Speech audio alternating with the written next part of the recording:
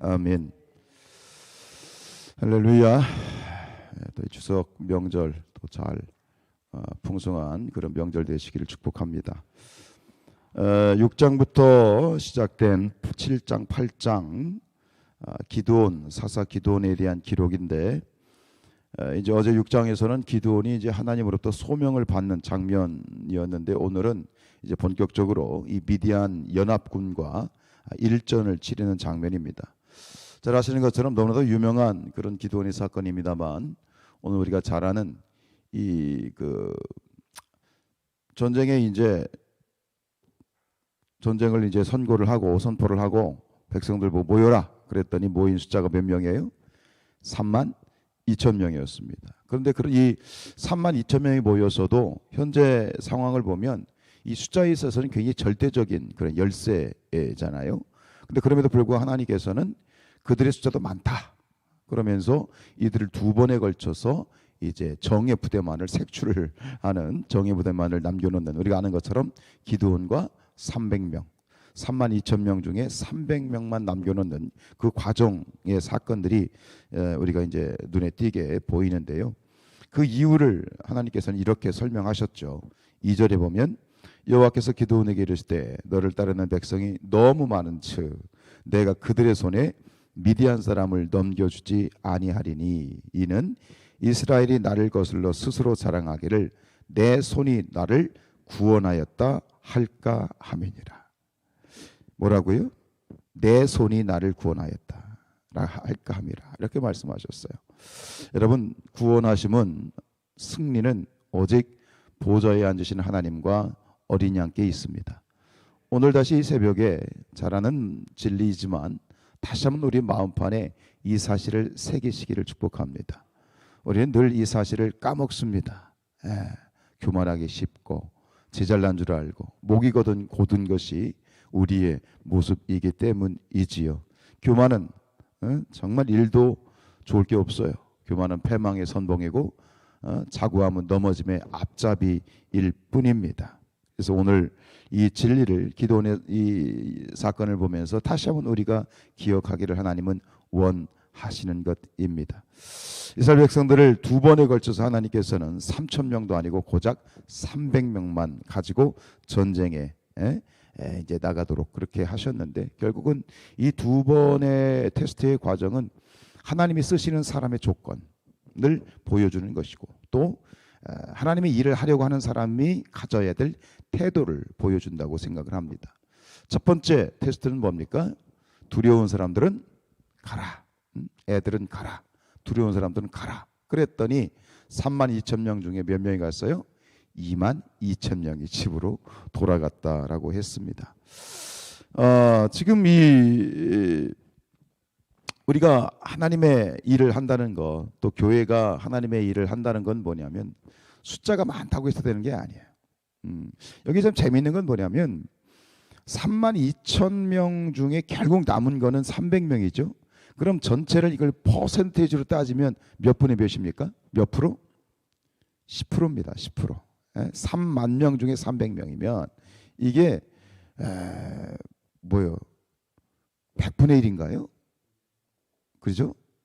그러니까 이게 보면 굉장히 소수입니다. 결국은 하나님의 역사는 다수에 의해서 이루어지는 것이 아니라 소수에 의해서. 근데 그 소수를 표현할 때 이렇게 표현합니다. 헌신된 소수. 이게 헌신되었다는 것은 어떤 의미가 있을까? 그것은 오늘 사건을 통해서 보시는 건 뭐냐면 두려움이 없어야 돼. 두려움을 가진 사람은 절대로 하나님의 언약 안에 들어갈 수 없고, 두려움이라고 하는 것은 하나님의 일의 절대적인 장애물이 되는 거예요. 이 두려움을 가진 사람들이 만약에 전쟁에 참전을 했어요. 그리고 이제 적과 이 미디안 연합군과 싸워요. 그럼 그 순간에 이 두려움에 가득 붙잡힌 사람들은 어떻게 되겠어요? 주랭랑을 치든지 도망을 치든지 숨겠죠.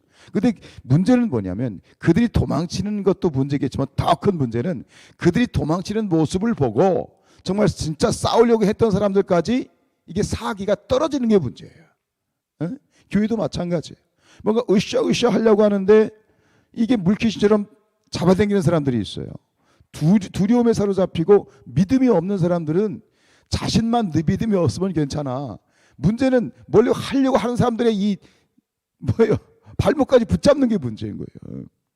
여러분, 이스라엘 백성들이 출애굽을 했을 때 가데스 바네아의 대반역 사건이 보여주는 게 바로 그거 아니에요. 정탐을 마치고 온 다음에 이 10명의 부정적인 정탐꾼들의 보고를 듣고 이스라엘 백성들이 뭐에 사로잡혀요? 두려움에 사로잡혀요. 그러면서 이 가나안 정복 전쟁을 포기하자, 우리 다시 애굽으로 돌아가자 이래 버리잖아요.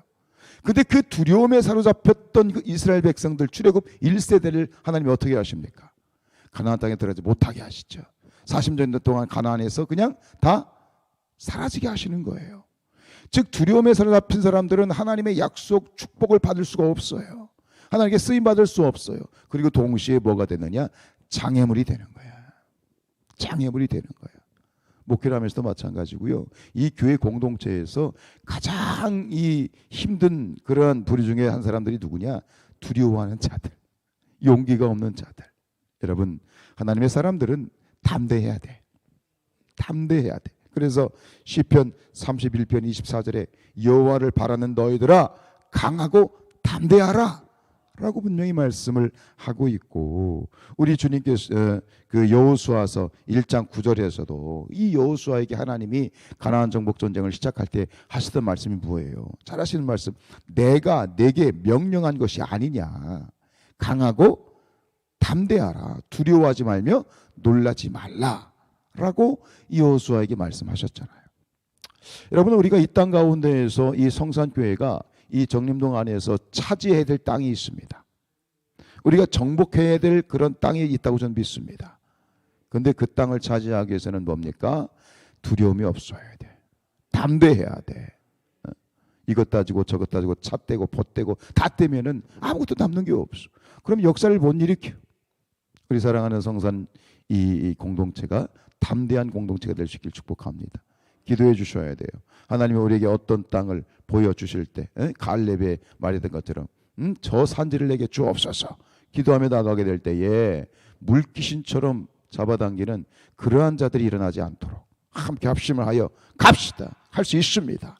할 수 있거든요. 무슨 말이냐? 믿는 자들이 능치 못할 일이 없습니다 하고 나아갈 수 있는 공동체가 돼야 되지. 옆에서 막 잡아당기고 안 됩니다 이러면은 이 하나님의 역사 일어날 수 없어요.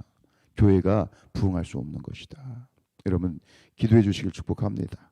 두 번째 테스트는 뭐예요? 물 먹기. 아는 것처럼 가서 이제 강가에서 물 먹으라고 그랬더니 두 부류예요. 한 부류는 무릎을 꿇고 고개를 쳐박고 물 먹는 부류가 있었고, 하나는 뭐예요?